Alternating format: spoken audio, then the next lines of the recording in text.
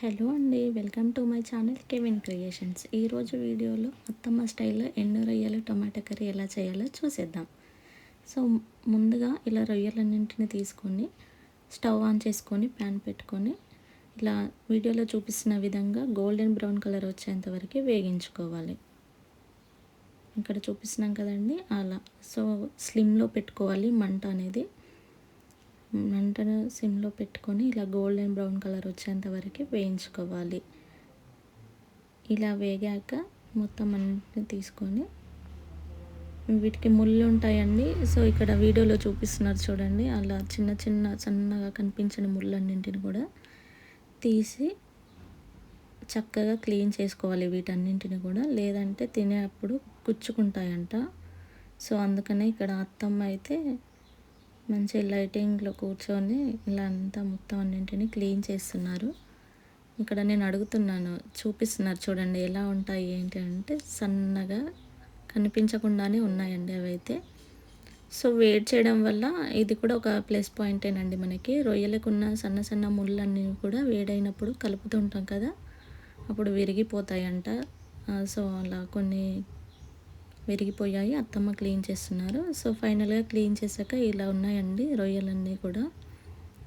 ముందుగా మనకు కర్రీకి కావాల్సినవి గార్లిక్ అంటే వెల్లుల్లి, ఆనియన్, అలాగే సన్నగా తరిగి పెట్టుకున్న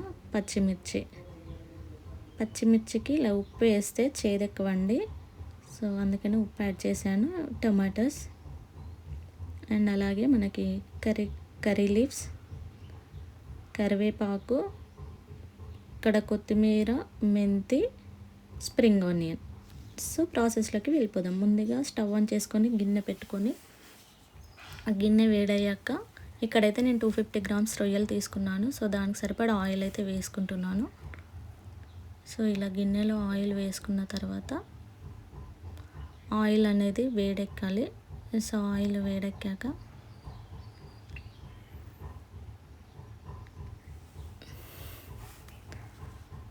ఇలా చూపిస్తున్నాను కదండి, వీడియోలో చూపిస్తున్న విధంగా ఆయిల్ అంతా వేడెక్కాక దీంట్లో పోపు దినుసులు, సో మనకి జీలకర్ర, ఆవాలు, లవంగాలు అన్నింటినీ వేడి చేసుకోవాలి. ఇక్కడ ఆయిల్ వేడెక్కుతుంది.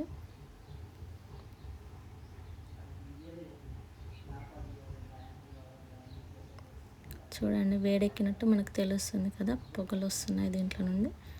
ఇప్పుడు దీంట్లో జీలకర్ర, ఆవాలు, లవంగాలు. సో అత్తమ్మ డైరెక్ట్గా వేసారని మళ్ళీ చూపించమన్నాను. సో నాకు ఇక్కడ వీడియోలో చూపిస్తుంది చూడండి. ఇలా వేగాక లవంగాలు కూడా వేసేసారు చూపించకుండానే. నేను అడిగితే మళ్ళీ చేతిలో వేసుకొని చూపిస్తున్నారు. అవి వేగాక గార్లిక్, వెల్లుల్లి, పీల్ చేసిన వెల్లుల్లి అండ్ అలాగే కట్ చేసుకున్న ఆనియన్ ముక్కలు, ఇవి కూడా దీంతో పాటే మనం కట్ చేసుకున్న పచ్చిమిర్చి ముక్కలు కూడా అన్నీ వేసుకొని బాగా కలుపుకోవాలి. ఇలా బాగా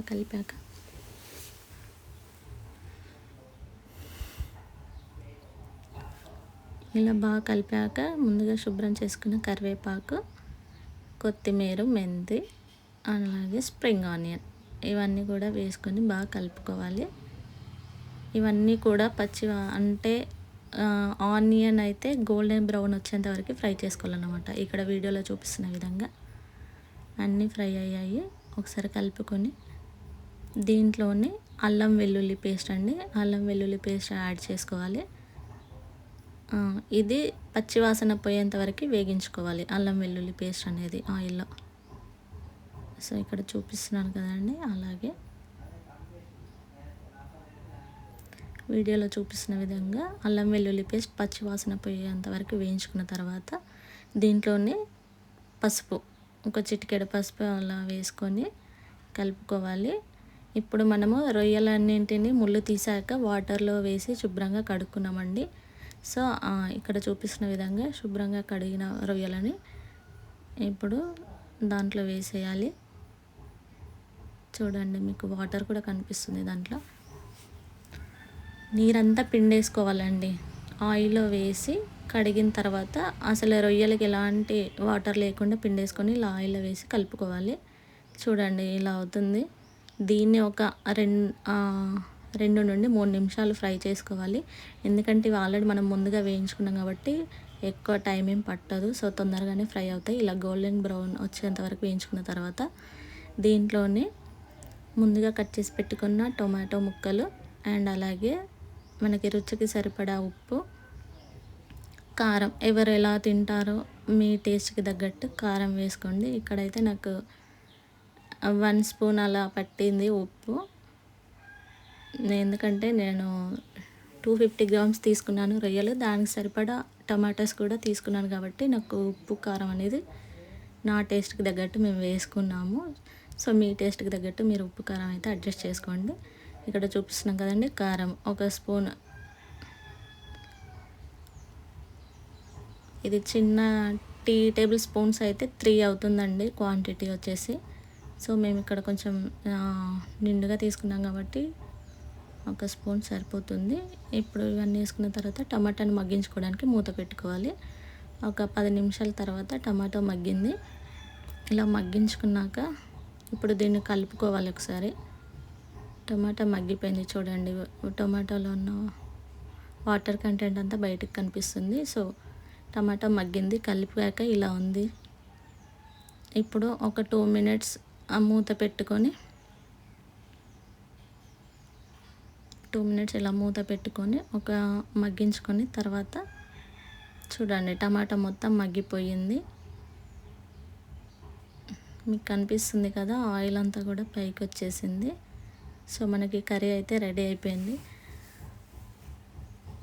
మీకు ఈ వీడియో నచ్చితే లైక్ చేయండి, షేర్ చేయండి, మీ ఫ్రెండ్స్ అండ్ రిలేటివ్స్కి షేర్ చేయండి, సబ్స్క్రైబ్ చేయండి. మీరు కూడా ఒకసారి ట్రై చేసి ఎలా ఉందో కామెంట్ చేయండి. ఖచ్చితంగా బాగుంటుంది. రొయ్యలు అనేవాళ్ళు చాలామంది రొయ్యలు అనేటివి పులుసు పెట్టుకుంటారండి. అలా పులుసు కాకుండా ఇలా కర్రీ చేసుకోండి, చాలా బాగుంటుంది దీని టేస్ట్ అయితే. మీరు ఒకసారి తప్పకుండా ట్రై చేయండి, ఎవరైనా చేయొచ్చు దీన్ని. చాలా ఈజీ ఉంది కదా, ప్రాసెస్ ఎగ్ కర్రీ లాగే ఉంది. సో చూడండి మొత్తం అయితే అయిపోయింది. ఇదేనండి ఈరోజు మన వీడియోలో. Thank you.